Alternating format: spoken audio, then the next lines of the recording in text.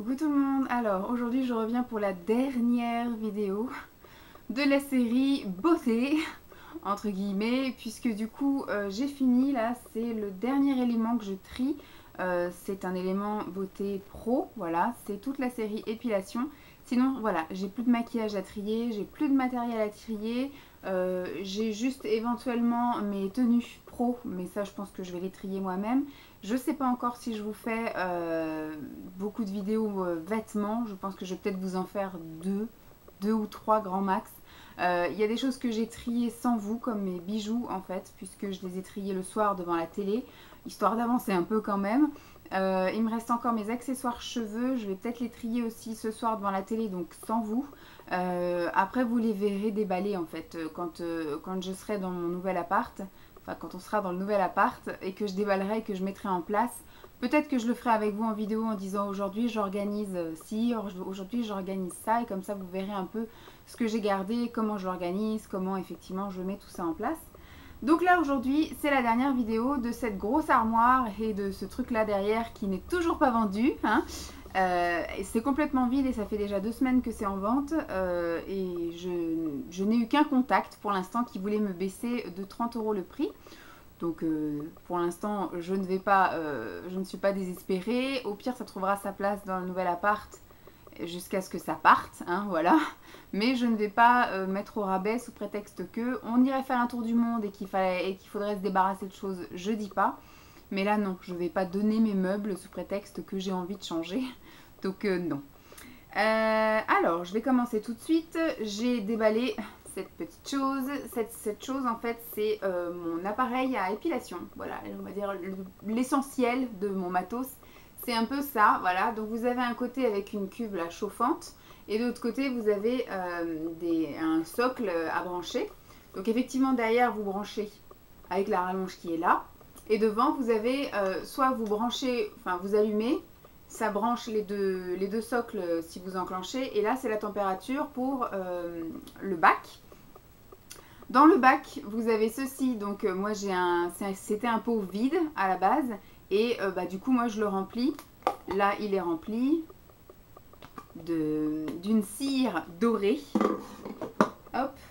Et donc j'ai tout un stock de petites billes comme ceci, et ce sont des billes de cire, et c'est de la cire pelable, c'est-à-dire qu'il n'y a pas besoin de bande pour retirer cette cire. En général, c'est ce qu'on applique pour les sourcils, la moustache, enfin moi je dis la moustache mais la lèvre, le menton, enfin tout ce qui est partie du visage à épiler, également les aisselles, le maillot. Voilà, les parties on va dire les plus sensibles, c'est cette cire là qu'on utilise. Moi j'aime bien la couleur dorée, j'aimais bien aussi la couleur verte. Je sais qu'à un moment donné j'ai utilisé de la verte. Par contre j'aime pas la rose, puisque du coup je vois pas où j'en applique. Sur des peaux un peu comme les miennes, claires, pâles, on voit pas où est-ce qu'on a appliqué en fait de la cire, donc c'est un peu plus compliqué.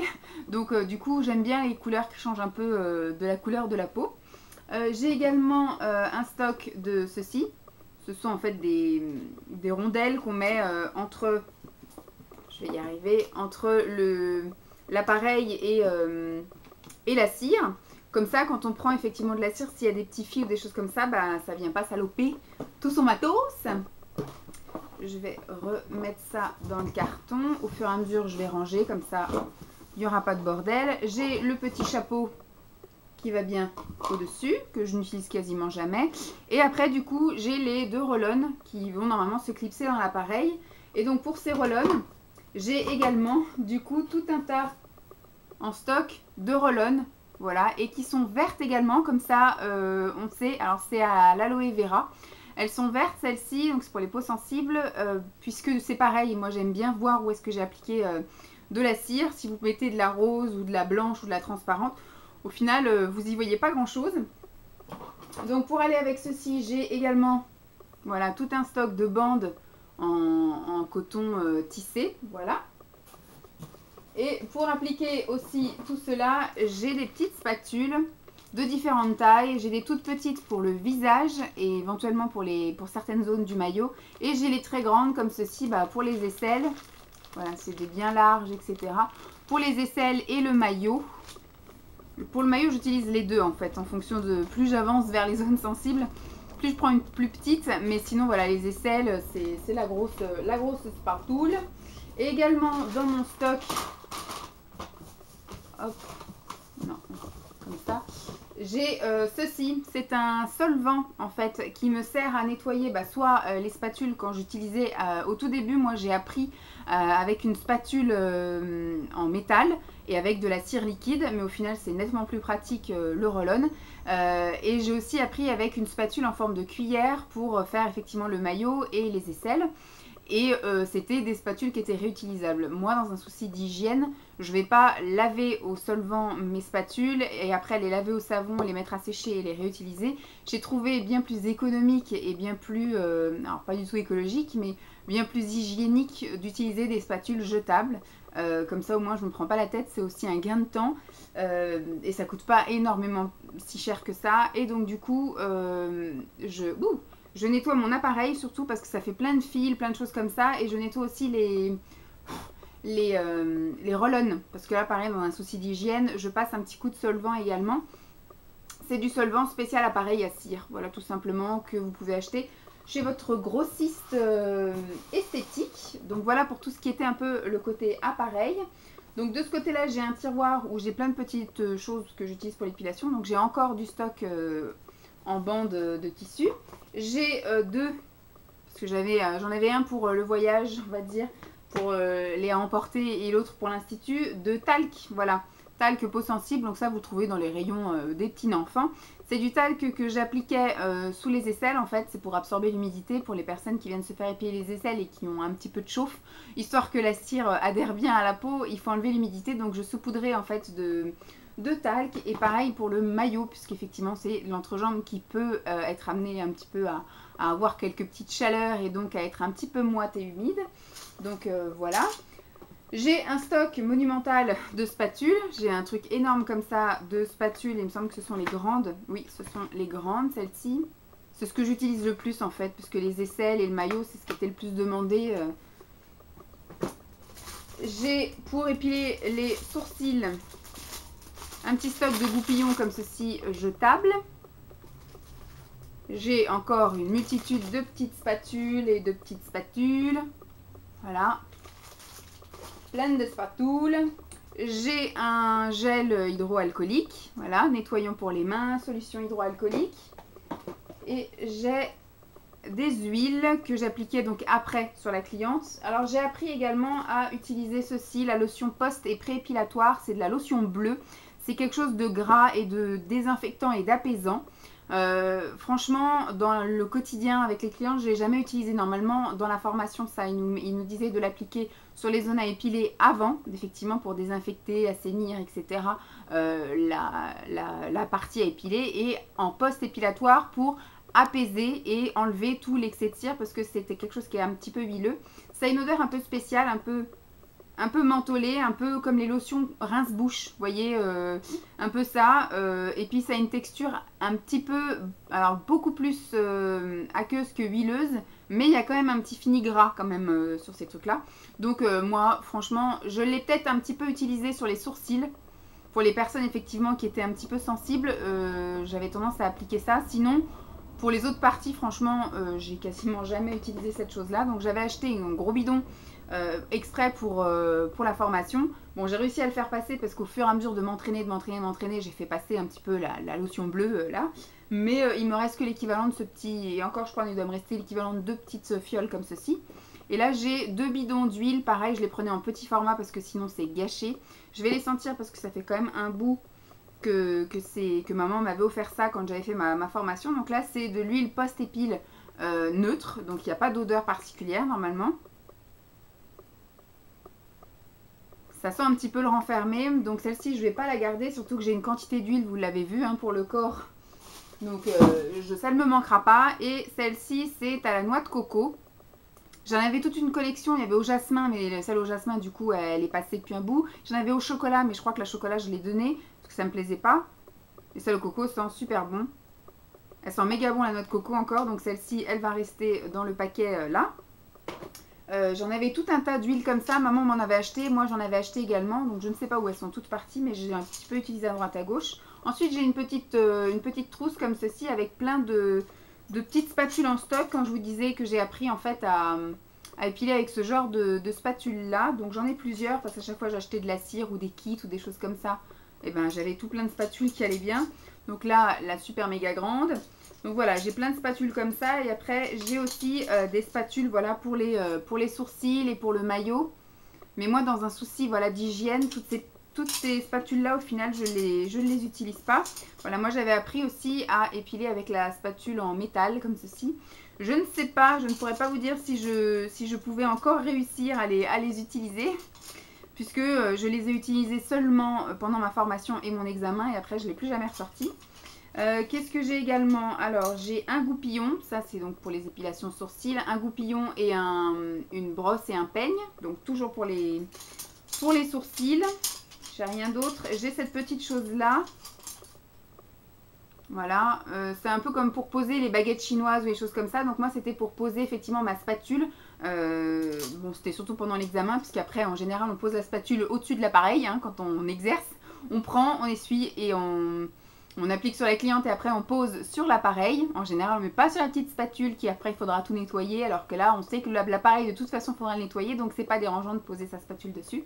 Et j'ai également une petite paire de ciseaux comme ceci. Donc ça, c'est pour les sourcils également. En fait, quand les sourcils sont trop longs, on les brosse en haut. Et effectivement, on les taille un peu comme ça. Ça se fait de moins en moins. Mais il y a des personnes qui ont vraiment des sourcils très longs, surtout les hommes. C'est pas plus mal de leur faire une petite coupe. Et donc, effectivement, pour pas blesser, c'est avec un embout tout rond. Au bout, voilà. Un embouron au bout, c'est normal Vanessa. Donc hop. Et après j'avais une petite pochette comme ceci quand j'emmenais pour l'épilation cliente. Donc à l'intérieur j'ai encore du stock de ça, hein, des bandes pour épiler. J'ai bien évidemment un stock de coton. Ça c'était pour appliquer la petite lotion pré et post épilatoire, la lotion bleue que je vous ai parlé tout à l'heure. Qu'est-ce que j'ai d'autre? J'ai du coup l'huile nettoyante après épilation. C'est ce que j'avais aussi dans un kit. Et chose très importante également, surtout quand je faisais les sourcils, c'est en fait un sérum rougeur. C'est un peu comme une crème hydratante après l'épilation des sourcils, mais qui est verte. Donc du coup qui a un petit peu, donc c'est hydratant, apaisant et en plus il y a une petite pigmentation verte pour comment dire, apaiser et puis effacer les rougeurs. Voilà, c'est un spécial rougeur. C'était surtout quand je faisais l'épilation visage, soit la lèvre supérieure, le menton et les sourcils, pour éviter que la cliente ressorte avec des trucs rouges.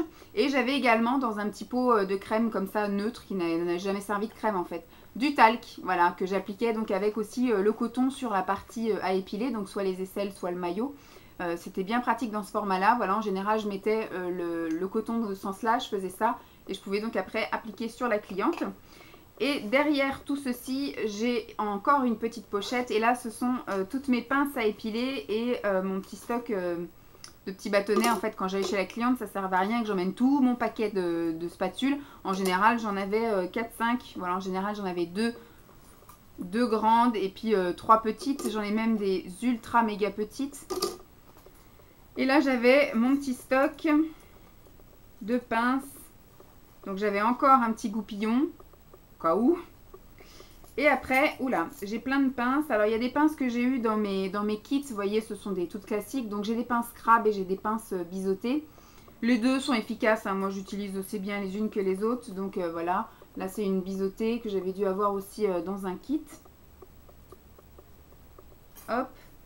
Celle-ci, c'est une Sephora qui est biseautée et qui est toute classique. Celle-ci, je ne sais pas ce que c'est, mais c'était aussi une classique. Et après, là, ce sont des Primark. La première collection que j'avais achetée, c'était les petits papillons. Et chez Primark, en fait, vous avez donc une pince à épiler biseautée.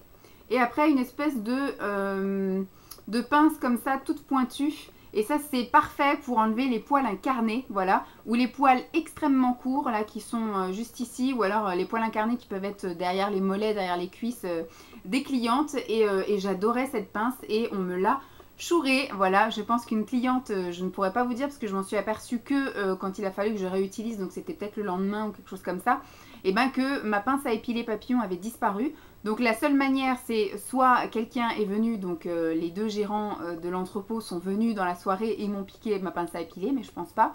Je pense plutôt que c'est la cliente qui, en se rhabillant, hop, m'a chouré un truc et est partie avec chez elle. Donc du coup, je n'ai que la pince pointue.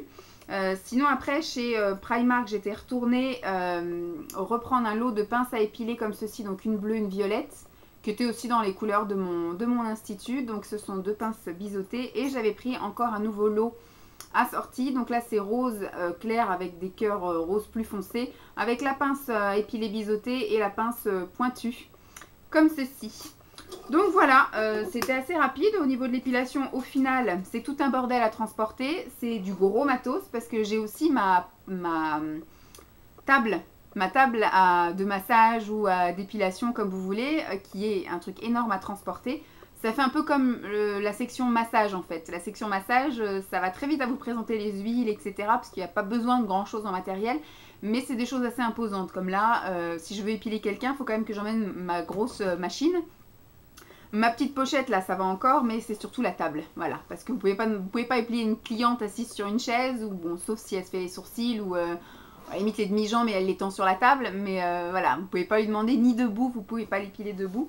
Donc en gros, voilà, c'est surtout l'encombrement de la table et de la machine, ma machine à cire, que mon appareil à cire, que vraiment la quantité. J'espère en tout cas que ça vous aura plu, que tous ces tris de produits de maquillage, de beauté, de soins vous aura plu aussi.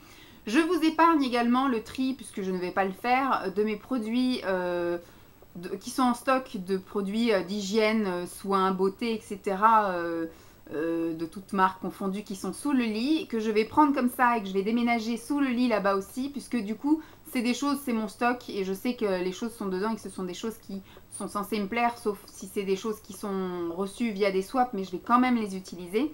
Donc je vais pas faire de tri en fait là-dedans. Les prochaines vidéos tri, ça va être effectivement les vêtements. En tout cas, moi, je vais les faire et je vais les tourner. Je vais voir ce que ça donne, si ça peut être intéressant de vous montrer ça. Soit en version accélérée ou soit je vais essayer vraiment de sectoriser pour pas que ça dure 3 plombes. Soit je vous parle de choses et puis on fait vraiment des toutes petites vidéos de 15 minutes, donc je vais pas trier grand chose en 15 minutes. Ou soit je ne vous parle pas, je mets de la musique et je trie en accéléré, voilà. Du coup je ferai un avance rapide sur le montage et je vous mettrai de la musique. Vous me direz ce qui vous plaît le plus. Soit je vous jase et puis, bah, je vous montre un petit peu ce que j'ai, ce que je garde pas, le pourquoi du comment. Mais du coup il va y en avoir 150 000 si vous voulez, puisque je vais faire les robes, le lendemain les pantalons, le lendemain les pulls, le lendemain les... Enfin voilà, je pense que j'ai tellement de fringues que ça va durer 3 plombes.